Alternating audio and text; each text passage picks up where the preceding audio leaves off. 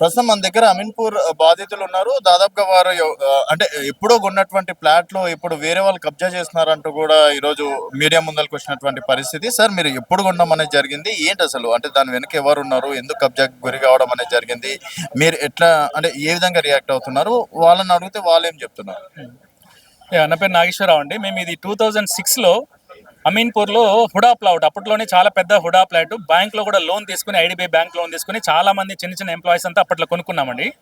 అయితే కొనుక్కొని మేము అంతా పీస్ఫుల్గా మా ప్లాట్ లేఅవుట్స్ కానీ మొత్తం మా స్టోన్స్ కానీ ఉంటే 2006లో సడన్గా మా పక్క నైబర్ కృష్ణరాజు గారు అని ఓవర్ నైట్ వచ్చేసి మా మొత్తం ప్లాట్స్ స్టోన్స్ పీకేసి ఆల్మోస్ట్ 300 నుంచి 400 ప్లాట్ల వరకు ఆక్రమించుకున్నారు. ఆక్రమించుకున్న తర్వాత అప్పటి నుంచి మేమంతా ఒక అసోసియేషన్ లాగా ఫామ్ చేసుకుని అప్పటి నుంచి పోరాడుతున్నాం. లాస్ట్ 20 yearsగా హైకోర్టు నుంచి, అఫీషియల్స్ నుంచి, లీడర్స్ నుంచి అందరినీ కలిసి చేసినా కూడా ఏం కాలేదు. ఫైనల్గా రీసెంట్గా హైకోర్టు ఒక ఆర్డర్ ఇచ్చింది, మీరంతా రీసర్వే చేసుకొని సెటిల్ చేసుకోండి అంటే 21 జనవరి రోజున ఒక రీసర్వే చేశారు. అందులో ఏం చేస్తుంటే వన్ సైడెడ్గా మన సర్వే డిపార్ట్మెంట్ మొత్తం వన్ సైడ్గా కొల్యూడ్ అయిపోయి, ఇంక్లూడింగ్ మా నైబర్తో కానీ ప్లస్ పొలిటికల్ లీడర్స్తో కొల్యూడ్ అయిపోయి మమ్మల్ని అందరినీ తీసుకెళ్ళి మళ్ళీ సేమ్ మా సర్వే నెంబర్ షిఫ్ట్ చేయడానికి ట్రై చేస్తున్నారు. షిఫ్ట్ చేస్తే ఏమవుతుంది, వాళ్ళు మా దాంట్లోకి వస్తున్నా మేము ముందు దాంట్లోకి పోలేము, ఎందుకంటే ఆల్రెడీ అక్కడ కన్స్ట్రక్షన్ ప్లాట్స్ అని జరిగి ఉన్నాయి కాబట్టి అక్కడ ముందు వెళ్ళలేదు. సో మా రిక్వెస్ట్ ఏంటంటే మళ్ళీ రీసర్వే చేయించి మా బౌండరీని ఫిక్స్ చేస్తే మొత్తం అంతా సెట్ అవుతుంది. 400 ప్లాట్. గత కేసీఆర్ ప్రభుత్వంలో కావచ్చు, బీఆర్ఎస్ ప్రభుత్వంలో, ఇప్పుడు కాంగ్రెస్ ప్రభుత్వంలో మీరు ఎవరిని అడిగి మంత్రులకు కావచ్చు ఎవరినైనా కలవడం అనేది జరిగిందా? వాళ్ళు ఏమైనా హామీ ఇచ్చారు? చాలా మంది హామీ ఇచ్చారు, చేస్తామని చేస్తున్నారు, కానీ ఫైనల్ ఇష్యూ అయితే ఈ రోజుకి ఓపెన్ ఉంది. ఈ రోజు కూడా చాలా మంది కాంగ్రెస్ లీడర్ని కలిసాము, బీజేపీ లీడర్స్ని కలిసాము, కలుస్తున్నాం. కాకపోతే సొల్యూషన్ మాత్రం ఇంకా రాలేదు. ప్రాబ్లం అయితే స్టిల్ ఎగ్జిస్ట్. అందుకోసమే మేము రేపటి నుంచి మా ప్లాట్స్కి వెళ్ళిపోయి అందరు ఫ్యామిలీతో సహా వెళ్ళిపోయి అక్కడే కూర్చొని నిరాహార దీక్ష చేద్దాం అనుకుంటున్నాం. సో దట్ అఫీషియల్స్ వచ్చి మా ప్రాబ్లం సాల్వ్ చేస్తారనే నమ్మకంతో. అంటే వారి వెనక ఎవరన్నా ఉన్నారా బడా నేతలు ఉన్నారని అనుకుంటున్నాం, ఎందుకంటే లేకపోతే ఇంత చేయాల్సిన అవసరం లేదు. హాఫ్ డే పని, యాక్చువల్గా సర్వే డిపార్ట్మెంట్ కరెక్ట్గా సర్వే చేసి హాఫ్ డే పని 20 ఏళ్ళు పట్టింది. ఇప్పటికి కూడా ఇంకో 20 ఏళ్ళు చేసే ప్రయత్నం చేస్తున్నారు. మేము ఏదో సర్వే చేస్తాం, మీరు హైకోర్టుకి వెళ్ళండి వాళ్ళే చెప్తున్నారు. అంటే దాని మీనింగ్ ఏంటంటే క్లియర్గా ఎవరో ఒకరు దీనిపైన బడా నేతలు ఉన్నారని మాకు అనిపిస్తుంది. సో ప్రభుత్వం మా రిక్వెస్ట్ సీఎం గారికి కానీ మిగతా అందరు అఫీషియల్స్ కానీ ఒకటే రిక్వెస్ట్, ప్రాపర్ సర్వే చేయించి మా బౌండరీ ఫిక్స్ చేస్తే it is half A day పని. మేము 400 మంది 400 ఫ్యామిలీస్ అందరు కూడా వాళ్ళకి కృతజ్ఞతగా ఉంటాం. Thank you. ఏం సార్ పరిస్థితి? అంటే మీరు అంటే ఈరోజు బయటికి రావడానికి గల కారణాలు ఏంటి? ఎన్ని రోజుల నుంచి మీరు ఫైట్ చేస్తున్నారు? దాని వెనుక ఎవరు ఉన్నారని చెప్పేసి మీరు అనుకుంటున్నారు? అండ్ అప్పుడు అంటే వేరే ప్రభుత్వం, ఇప్పుడు కాంగ్రెస్ ప్రభుత్వం మంత్రులను కూడా కలవచ్చు, ఏ ప్రాబ్లమ్స్ ఉన్నా అని చెప్పేసి అంత స్వేచ్ఛగా చెప్తున్నారు. అంటే ఏడు వరకు వచ్చింది మీ ప్రాబ్లం సొల్యూషన్? మేము 2006 నుంచి ఫైట్ చేస్తున్నాం. ఆల్మోస్ట్ 19 సంవత్సరాలు అయిపోయింది.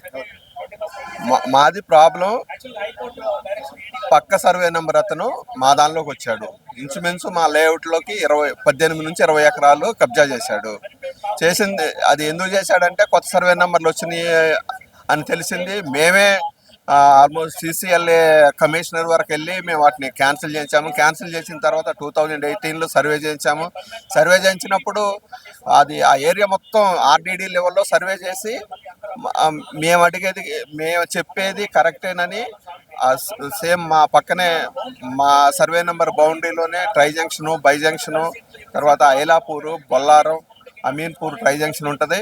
ఈ ట్రై జంక్షన్లో plus Bachupalli, Ameenpur, Bollaram tri junction, ఈ ట్రై జంక్షన్లు అన్నింటినీ మ్యాచ్ అయినప్పుడు అప్పుడున్న RDD గారు ఆధ్వర్యంలో సర్వే చేసి మా పొజిషన్ ఇచ్చారు. మా పొజిషన్ ఇచ్చిన తర్వాత ఈ కృష్ణరాజు అనే అతను దాని మీద స్టే తీసుకొచ్చి ఆ స్టే 2023లో అప్పీల్ చేసుకోవటానికి వాళ్ళకి అధికారం ఇచ్చారు.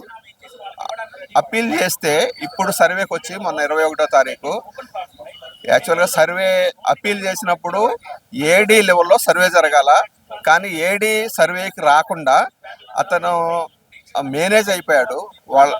వాళ్ళతోటి ఒక ఇద్దరిని DIలు పంపించాడు. ఆ DIలు కూడా వాళ్ళలో ఒకళ్ళు ఇటు చేద్దామని, ఒకళ్ళు అటు చేద్దామని ఒక అతను వెళ్ళిపోయాడు.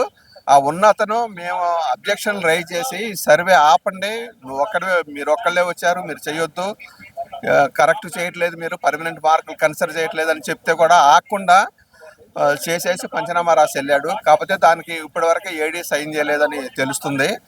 AD కనుక సైన్ చేస్తే మా 400 ఫ్యామిలీస్ బతుకులు రోడ్ల మీద పడతాయి. అక్కడ ఇప్పుడు ఆల్మోస్ట్ ఇది వేల కోట్ల స్కామ్ అవుతుంది. సో ఈ స్కామ్ నుంచి ప్లస్ మా 400 ఫ్యామిలీని రక్షించే అవకాశం ఇప్పుడు ముఖ్యమంత్రి గారు తీసుకొని మాకందరికీ న్యాయం చేయాల్సింది కోరుతున్నాం.